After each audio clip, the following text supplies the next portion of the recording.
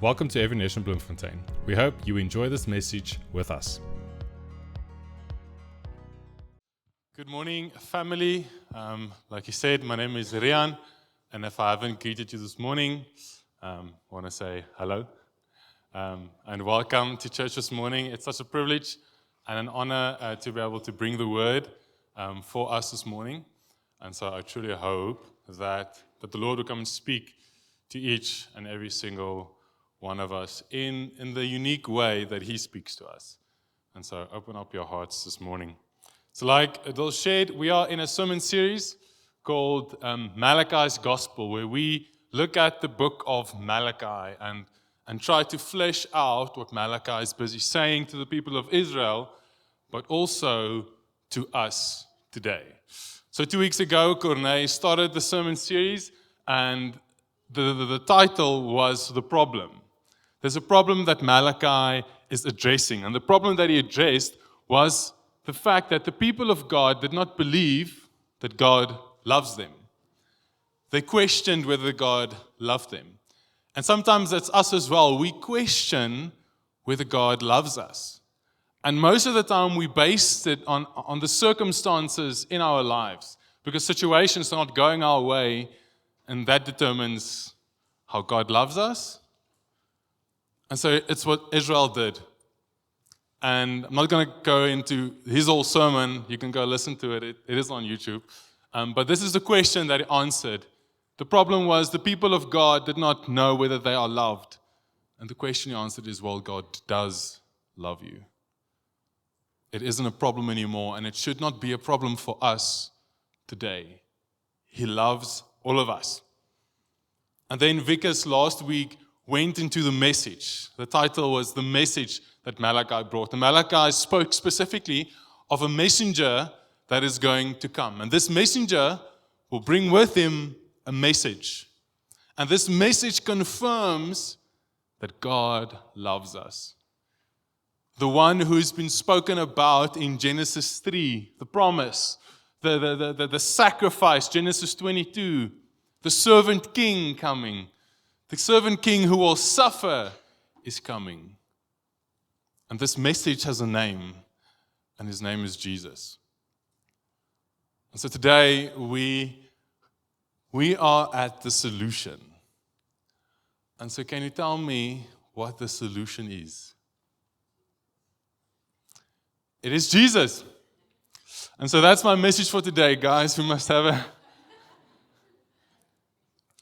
So it is. The reality is the solution is Jesus. The solution is a person. And his name is Jesus.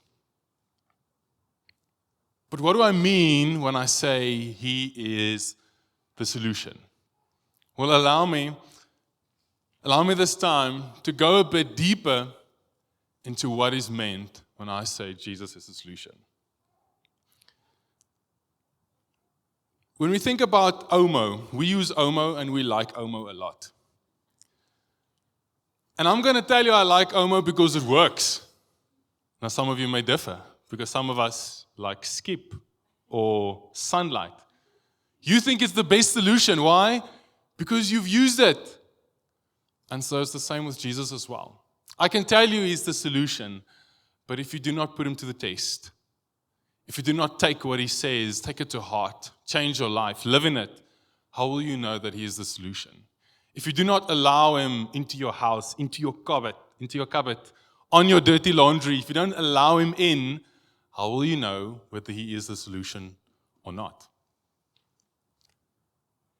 But he is. And hopefully by the end of the day, or by the end of this morning, I will have told you why he is the solution and the best solution. So we start off in Malachi chapter 4 verse 5. And this was the verse that Vickers ended with last week, or one of the verses that he mentioned. And he says, "Behold, I will send you Elijah the prophet before the great and awesome day of the Lord." Or before the great and awesome day of the Lord comes. And so this has me asking a lot of questions. What is the great and awesome day of the Lord? Have you ever spent some time thinking about this day? I think for some of us, it's a day that refers to something. And so this day, the great day of the Lord, refers to a significant eschatological concept. Big word, I know. It refers to eschatology, also a big word, I know. But eschatology is a branch within theology that focuses on the end times, what will happen. And so this is what the great day of the Lord points to the end times. Now, I know you might be thinking, oh no, are we going into the end times? Are you one of those oaks? But the reality is the Bible speaks about this day. Now, I want to preface it. There's two sides of this, and then there's one side in the middle. So there's two sides and a middle. So the one side, we have people ignoring it completely, not thinking about it, not even spending time with it. And then on the other side, we have people consumed by it. People preparing bunkers today because it's coming. The end times is here. And then I would encourage us all to be in the middle. Not focusing on the end times, but focusing on Jesus. Because it's where the focus needs to be. The focus needs to be on Him, and the focus needs to point to Him. But may we not be ignorant of thinking that it's not coming or that it isn't there because the Bible speaks of it, and may we not be consumed by it, allowing it to change how we think or live our lives every single day. But may we allow Jesus to consume. May we be consumed by Him, allowing Him to change the way we live every single day. But the reality is, the great and awesome day of the Lord is coming. And the Bible speaks of it.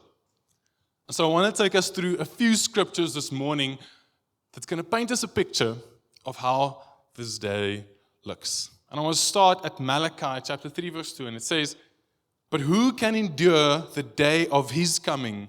Who can stand when He appears? For He is like a refiner's fire, like fuller's soap."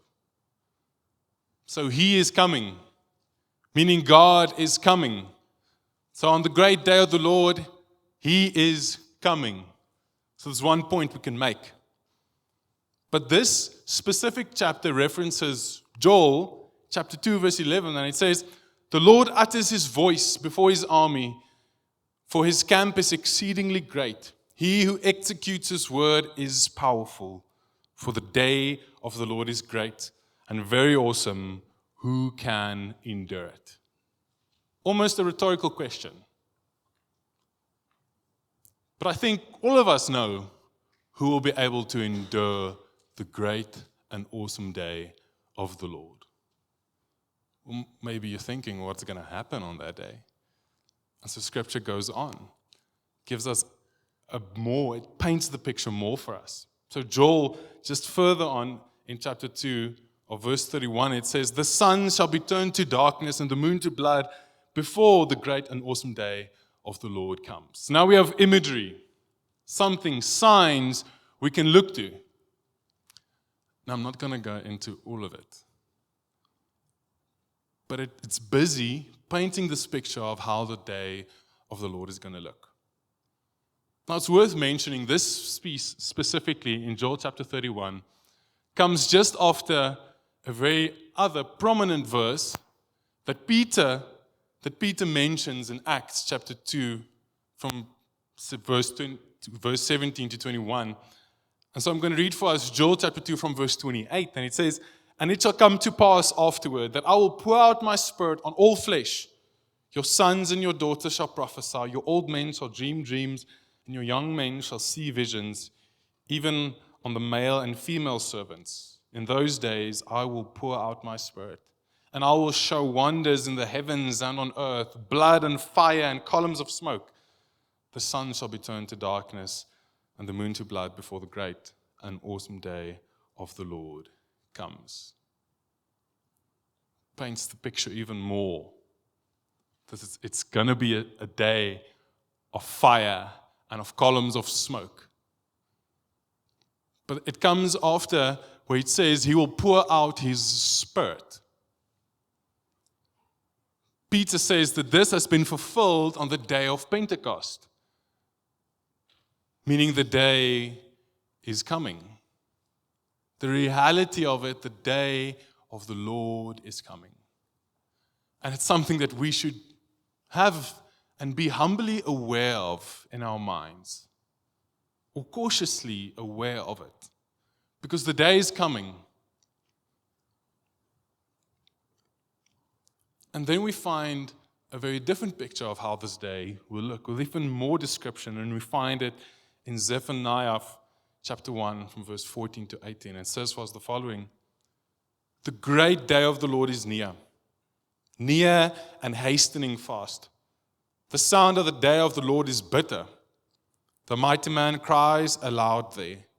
A day of wrath is that day, a day of distress and anguish, a day of ruin and devastation, a day of darkness and gloom, a day of clouds and thick darkness, a day of trumpet blast and battle cry against the fortified cities and against the lofty battlements.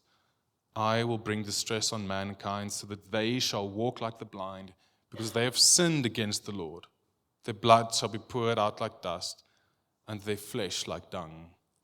Neither their silver nor their gold shall be able to deliver them on the day of the wrath of the Lord. In the fire of his jealousy, all the earth shall be consumed.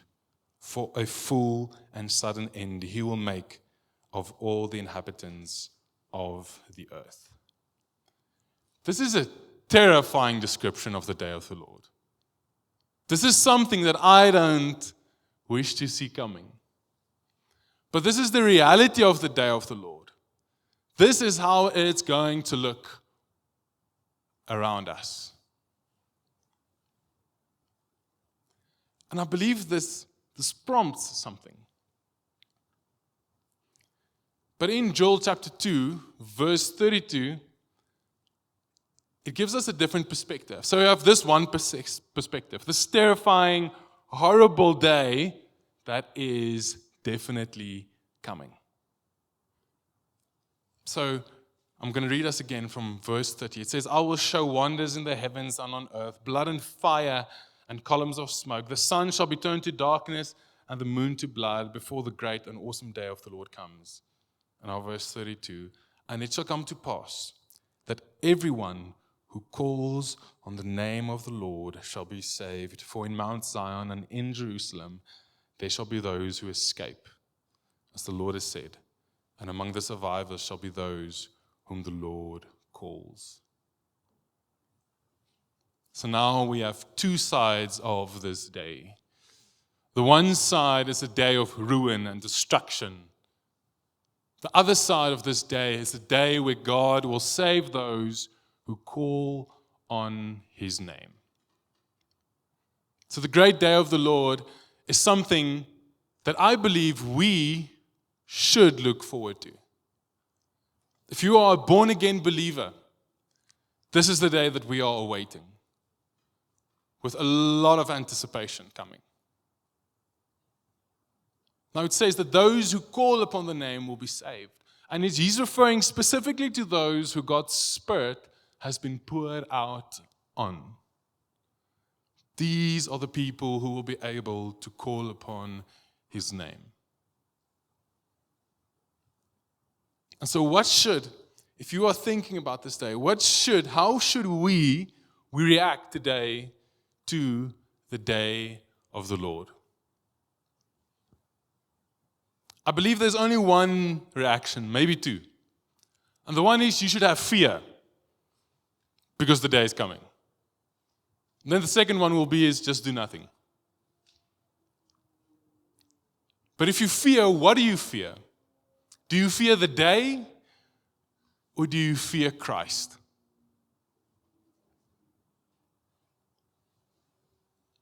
I would encourage us all, may we come to a place where we fear the God of the day rather than the day. You see, if we fear the day, there's something that we don't know. There's a relationship that we are not currently having with Christ. Because He's making it very plain that when He comes, He will take His children. And so do you fear the day, or do you fear the Lord, or do you just ignore it? It's something that you don't think of at all. But the moment you fear the Lord, it produces something within us. It produces hope. It produces something within us that when the day comes, that we will be with Him. And Malachi chapter 4 starts with this. From verse 1 to 3, it says, "For behold, the day is coming, burning like an oven, when all the arrogant, all the evildoers will be stubble. The day that is coming shall set them ablaze, says the Lord of hosts, so that it will leave them neither root nor branch. But for you, who fear my name, the Son of Righteousness shall shine with healing in its wings. You shall go out leaping like calves from the stall, and you shall tread down the wicked, for they will be ashes under your feet." For those who fear the name of the Lord, there is a different reality. Now, this fear of the Lord is not something we should be scared of, something that we should be fearful of. But this fear of the Lord speaks of a holy God, a God that is so righteous and so pure that it should scare us. Moses asks God to pass by him, and God tells him, "You won't be able to withstand it. You won't be able to withstand my presence." And it's the exact same thing for us. The moment we've sinned, we cannot be in the presence of God at all. It's going to consume us. It's going to kill us. Because sin cannot be in God's presence. And so this fear should be a holy reverence, a deep respect for who this God is, this being, this all-consuming, powerful, full of might being. He's not our friend, yet He calls us our friend. Yet He invites us. And so it's this relationship that He is inviting us into, but a relationship where we know who we are and we know who He is. And the only way we can know how this fear happens or takes place or forms within our lives is if we have a relationship with Him. When we speak with Him and He speaks with us.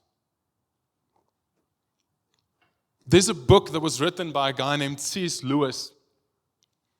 And in this book, he speaks about this. He speaks about how the fear of God should look like. Now, the book's name is The Lion, the Witch, and the Wardrobe. And he paints this idea of how the fear of the Lord ought to look for us.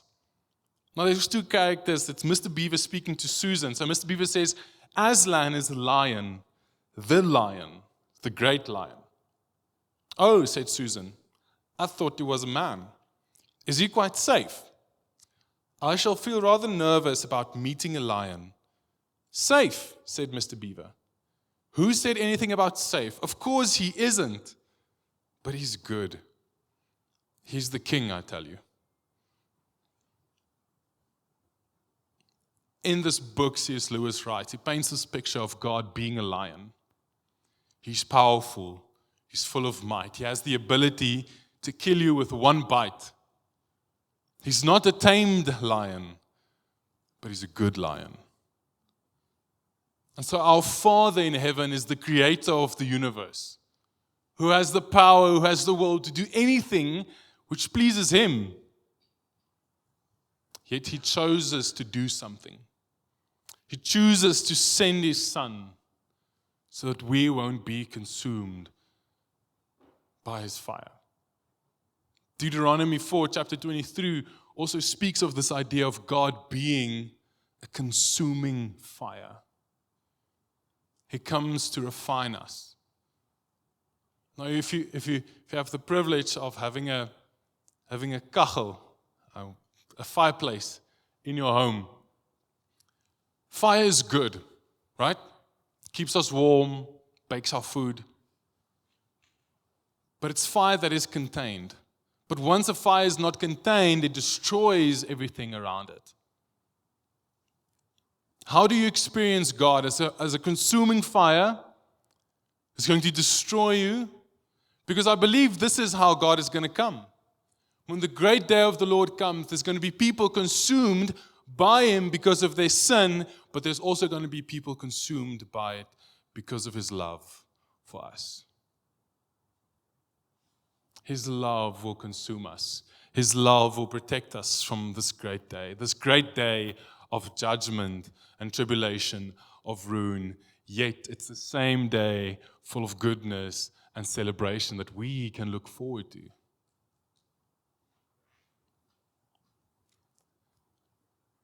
He is a consuming fire. He isn't someone just to play with, someone just to poke or provoke. He is the God Almighty.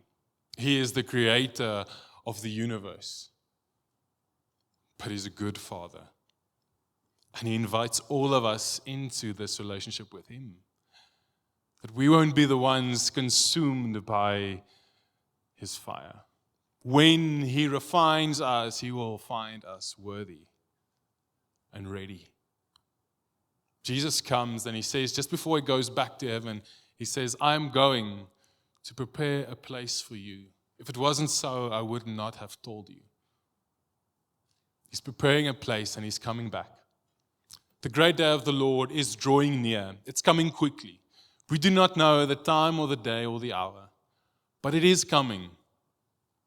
And so we have a responsibility, and the one is, are we continuing the good fight? Are we faithful? Because the great day of the Lord within the Old Testament was a day referring to repentance. It's a day where the prophets pleaded with the people. There's a day coming of judgment. Repent. Turn from your ways. And the same idea has been carried over into the New Testament, but it's now Jesus coming back for His church, for His bride.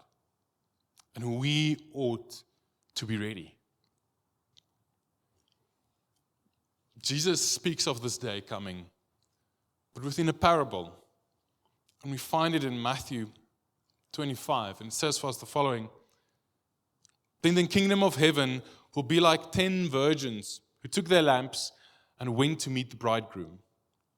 5 of them were foolish, 5 of them were wise.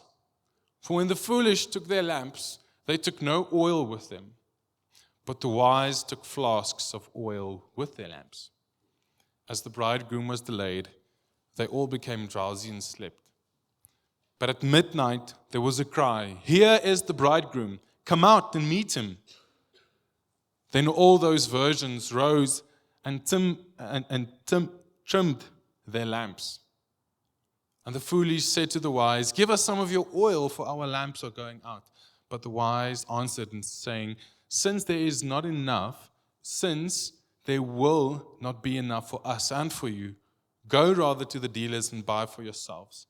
And while they were going to buy, the bridegroom came, and those who were ready went with him to the marriage feast, and the door was shut. Afterward, the other virgins came also, saying, "Lord, Lord, open to us." But he answered, "Truly I say to you, I do not know you. Watch therefore. You know neither the day nor the hour." So within Jewish tradition, when a man takes a woman as his bride, this was the engagement happening. And within the engagement period, it was a time of preparation where the bride would prepare herself and being ready for the bridegroom to come. The bridegroom made preparations for the bride to come and stay with him. So he literally built a house on top of the house of his parents' house. And once he was done with that house, then he went to go fetch his bride. And so this parable speaks of this moment happening. But it speaks of these virgins that are invited to this feast. And they need to be ready when he comes. So we have five ladies who's ready, who have extra oil. But they don't know. Obviously we know, reading from the outside perspectives, who are the wise and who are the foolish. But I believe in that moment they didn't know whether they are wise or foolish. Yet there was communicated to them, be ready. Because when the bridegroom comes, no one knows when he will be coming. Therefore, you need to be ready. And where these five virgins, the wise virgins, got extra oil to be ready, the foolish did not. And so the oil refers to us being filled with the Spirit. The same Spirit that God poured out on His people can be in us. It's the Spirit that helps us to be ready for when Christ returns. Because He went back home to His Father to prepare a place for us. And He is coming for His bride, the church. And there will be some who aren't ready. But there will be some who are ready. And I believe those who will be ready are those who have the Holy Spirit. Because the Spirit makes us aware of this great and awesome day of the Lord coming. It's the Spirit that convicts us of sin in our life, that we need to deal with it because we don't know when He's coming. There is a time when He's coming, and the time is drawing near every single day, but we don't know exactly when that is. Over the last 2,000 years, there's been speculations. It's going to be tomorrow. And then we see people deciding or dictating their lives around what this one person said. But the Bible makes it very clear, nobody knows except the Father. Not even Jesus knows when He's coming back. But the Father does. The Father knows when that day is going to be upon us. The great and awesome day of the Lord is a day of God's wrath and mercy. A day where He will judge sin, the wicked, and all who did not choose Him. And He will establish His kingdom. For His children, this day is a day of hope and rejoicing, because we will enter eternity with Him and experience His fullness like never before. The great and awesome day of the Lord is also a call to repentance and faithfulness. The prophets urged the people of God to turn from their sin and seek His face because judgment is coming. So in the New Testament, this theme is echoed, where Christians are encouraged to live holy lives as we await the return of Christ. So the great and awesome day of the Lord should prompt us to a place where we fear the Lord even more. Because the reality is this day is coming. This day is drawing near. And the only solution to this day is Jesus. The only solution to experience God's fullness and God's grace and God's mercy is making Him the Lord of your life. Because He will use you. He will help you live a life that is holy and pleasing unto Him. It will be a life of obedience to what He is telling us. Therefore, we need the Holy Spirit to help us walk in this life, a holy life, a life glorified unto Him and for Him. Because the other side of this reality is if you do not know who Christ is, who Jesus is, what He has done for you, then it will be a day of tribulation, a day of terror and horror. And with this in mind, are we going to share this with other people? The reality is the day is coming. Whether you are aware of it or not, it's coming. And Jesus calls us to preach this message, not the end times, but to preach this message of there is a solution, and His name is Christ Jesus.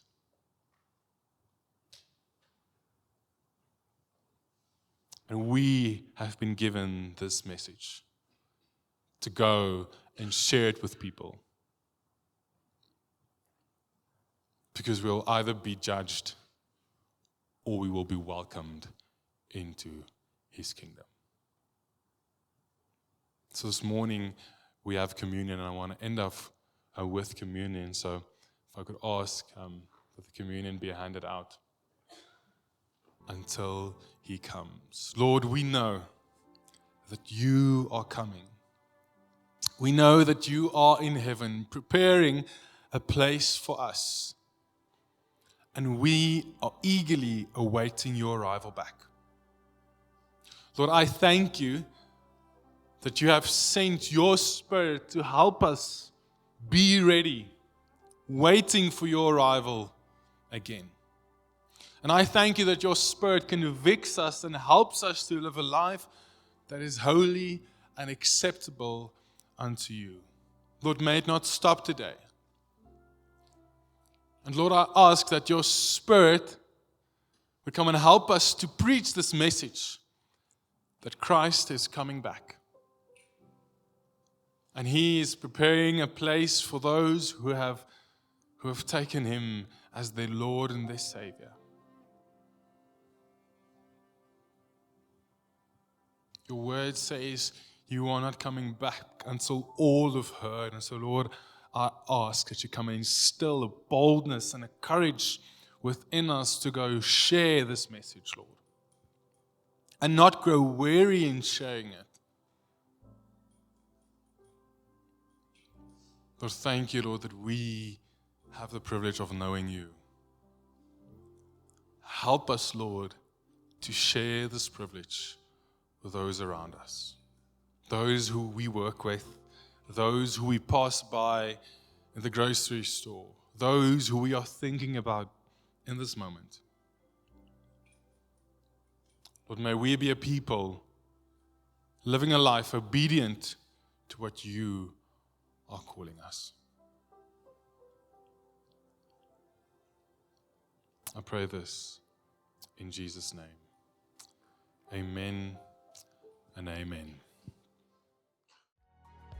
We hope this message helps you to love God, love people, and to make disciples.